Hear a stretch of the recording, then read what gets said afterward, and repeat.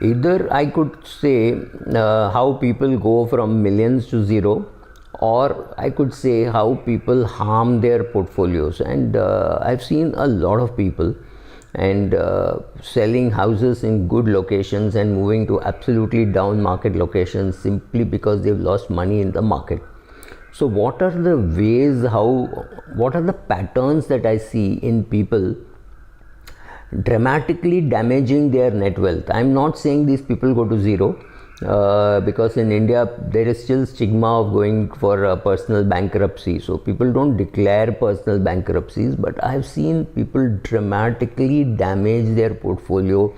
Unbelievable. A jeweler writing off 400 crores because he did leverage trading. I mean, this is not the kind of money that you make in one generation. You have inherited it, you have worked hard, you have earned money, you have paid taxes on that, you have borrowed money from people who trusted your family over decades, perhaps generations, and you just wipe it out because you didn't know how to trade. And why would you risk all your capital when you can play the game with a much lesser capital?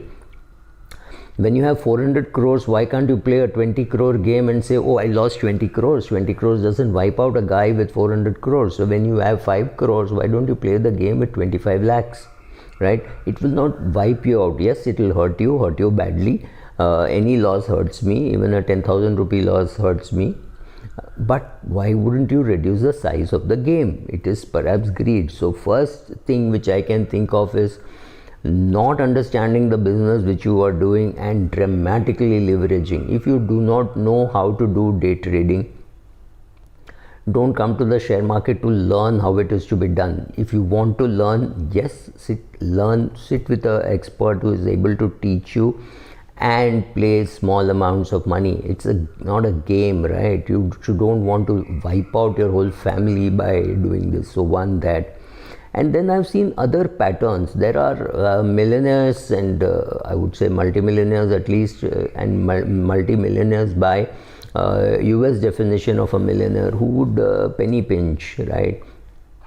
Who would say, let's do this, let's do that, and they would be penny pinching, and then one day you see them splurge on something which they may not even use much, right? It's like saying, let's go to this restaurant and save some 50 rupees on the bill or 150 rupees on the bill, take any number that you want, and then going and buying a car which they're not going to use, right?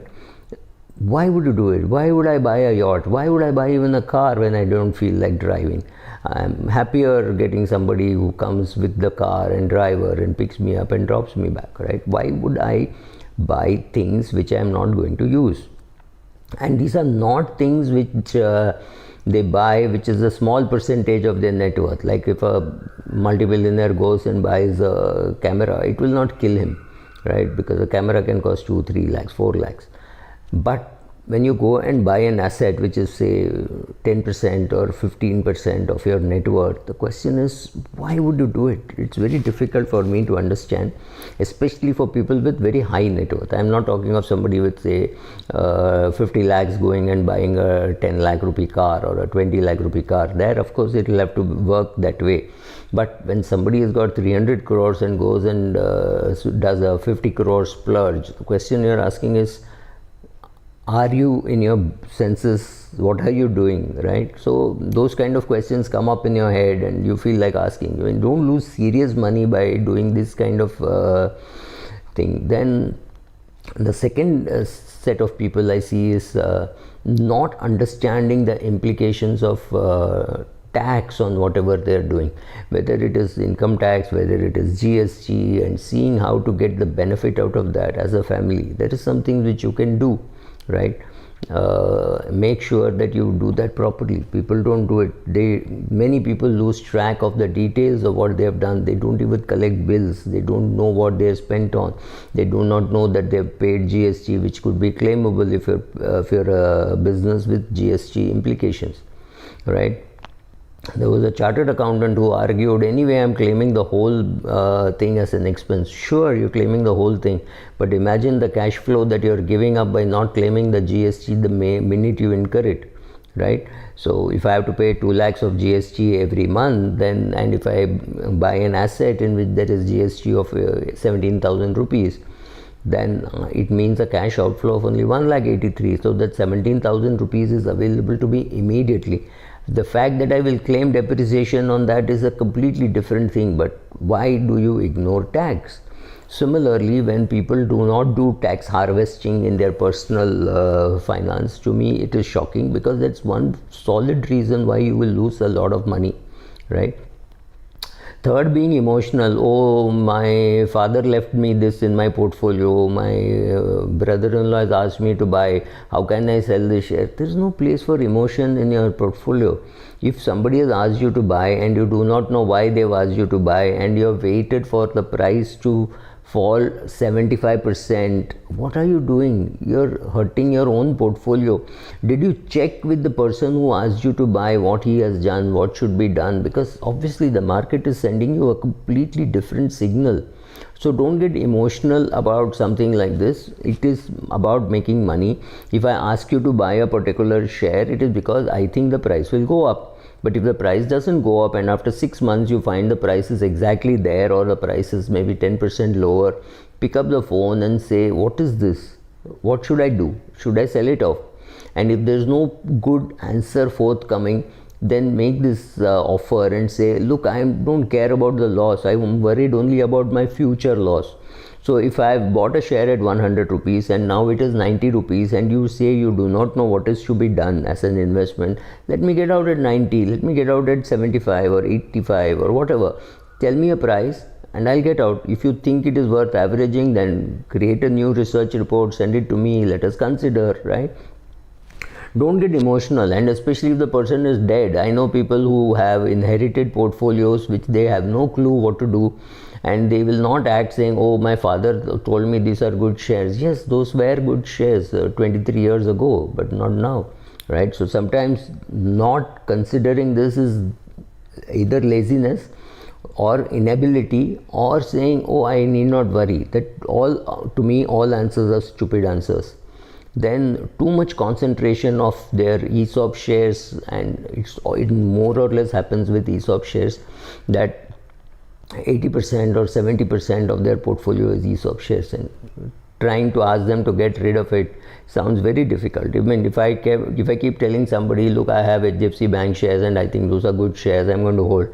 Try telling the same thing to the guy who's got 70% HDFC Bank, and try telling him that, look, this is too high, you need to reduce. He'll say, but are you selling your HDFC Bank shares? No, I'm not selling, but I'm not at 70%, right? I'm at a much lesser percentage. So it doesn't matter what I do, what you have to do is more important. Don't try to copy what I am doing. My circumstances are different, right? So you need to diversify your portfolio. There is absolutely no doubt about that. Then complete lack of planning and foresight. I mean, somebody would just call up and say, I have 30,000 to invest, and I know fully well that she has not yet paid her credit card bill in full, right? So she said, no, I paid the minimum that is required to be paid.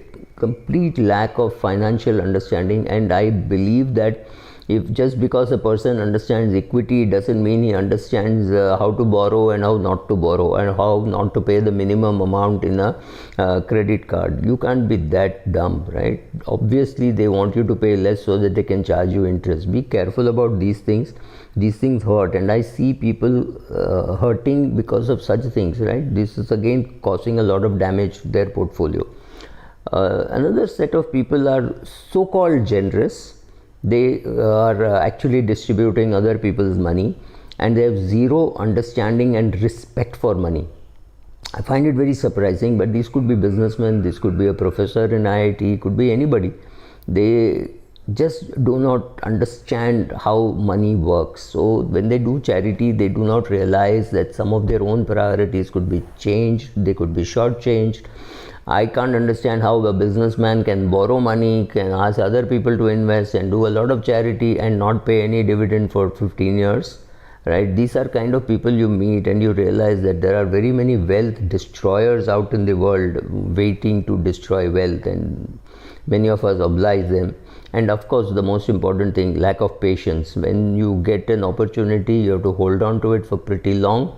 Don't run out of patience. Just because you bought a share at 10 doesn't mean you have to sell at 20. Be careful, sit tight. Thank you.